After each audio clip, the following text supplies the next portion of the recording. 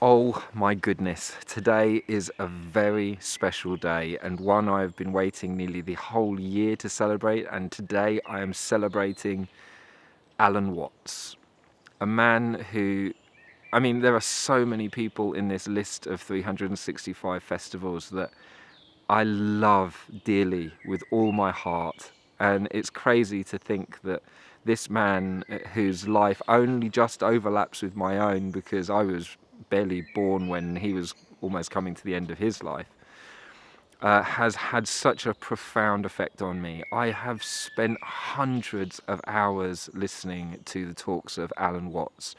I am so grateful that he took his son Mark out with him, and nearly every one of his lectures was recorded in fairly high quality. And I find him just one of the most profound and beautiful and playful thinkers and speakers that I can think of. And that's crazy looking at the list of the people that I've included in this genius tree, because there are so many substantial, incredible people. But Alan Watts had a poetry and a wisdom about him, a presence, a wry humour, and had the capacity to be able to share so much information. His understanding of Zen and of Buddhism and of Christianity and Hinduism and of Sanskrit, and being able to, not just perform a function of comparative religion, but, really highlighting the beauty of all of those traditions. He's someone that could see the beauty in everything, and including himself, and be able to make fun of himself. It's funny because it was only after having heard so much of his material and read his autobiography and mentions of him in other biographies that finally I discovered that through the whole period he'd been an alcoholic, and that every one of his lectures was recorded under the influence and quite a significant amount of alcohol. And I suppose now that I look back, I can hear this playful laugh in him. And I remember reading him say something like, I think I just liked myself better that way.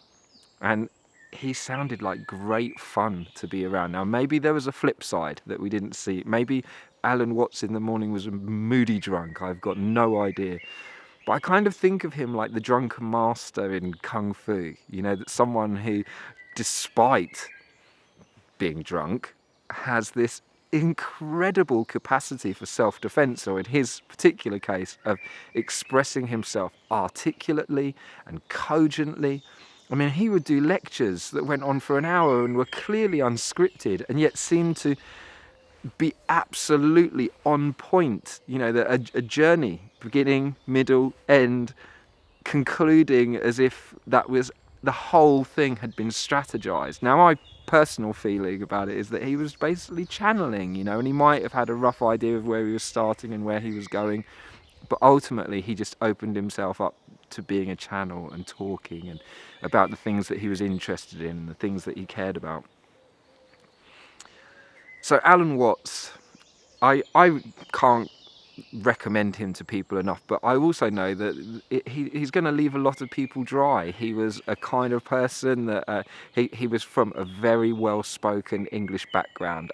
I have no doubt that that's part of the appeal for me, because he sort of speaks to a world that I was on the edge of. This very well brought up and articulate and English upper class kind of sound about him, but he was not up himself in any way, shape or form. He might have sounded posh, but he wasn't posh in that kind of way that people find utterly galling. He was an everyman and knew how to interrelate to people of all ages and kinds and colours and creeds. He was a very open and broad kind of personality.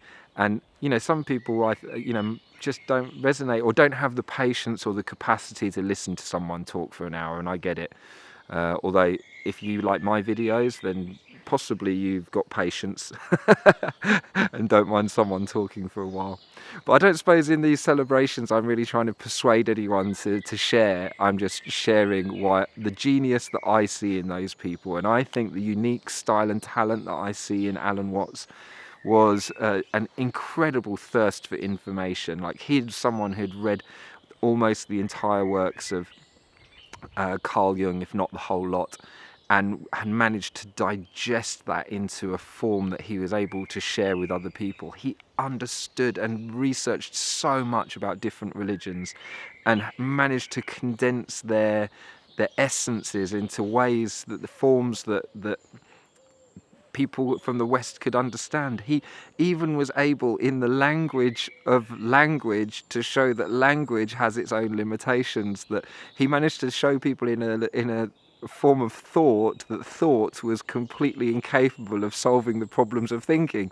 You know, he had such an artistry in his way of being able to flip the mind round and turn it back on itself. He was a phenomenon. And it's just crazy that all of the stuff that I've heard of him was heard after he was dead. He's someone I love with all my heart. And it's funny because I did set up many years ago a little mini festival for myself where I was going to listen to one of his lectures on the same day every year. And it's a lecture that begins with the words, "When at first I was a minister," and he's delivering this talk in a church. And he's now long since left because he was a priest, an Anglican priest for a period of time, but he's long since left the church. But he's giving a talk in a church, talking about, and it begins, "When at first I was a minister."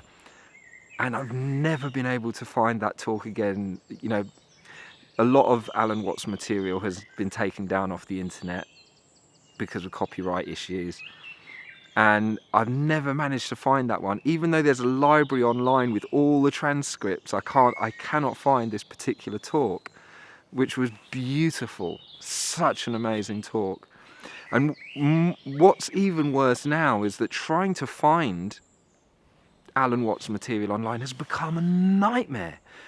And because AI has been able to analyze his voice, people are providing scripts for Alan Watts' voices, so they're masquerading as genuine talks on subjects that I know he had never talked about. So you can go online and go, "Who's this Alan Watts?" and try and find a talk and hear someone talking, and it never happened.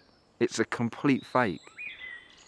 What a crazy world that we live in. So if you do want to check out some Alan Watts, you have to go to the site that's been organised by Mark Watts, because if you need the original content, that's the only place I think you're guaranteed to find it.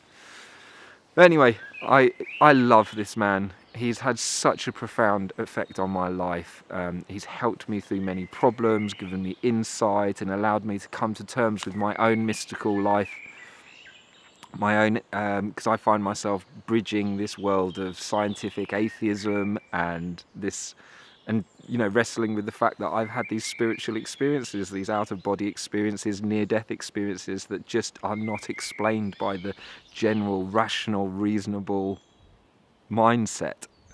And the incapacity of science to explain such experiences has forced me to stand outside, and now I kind of describe myself as a spiritual atheist, because I think it's really important that we don't believe things that we haven't experienced. I don't believe in God. I've had experiences of being part of what I imagine other people call God.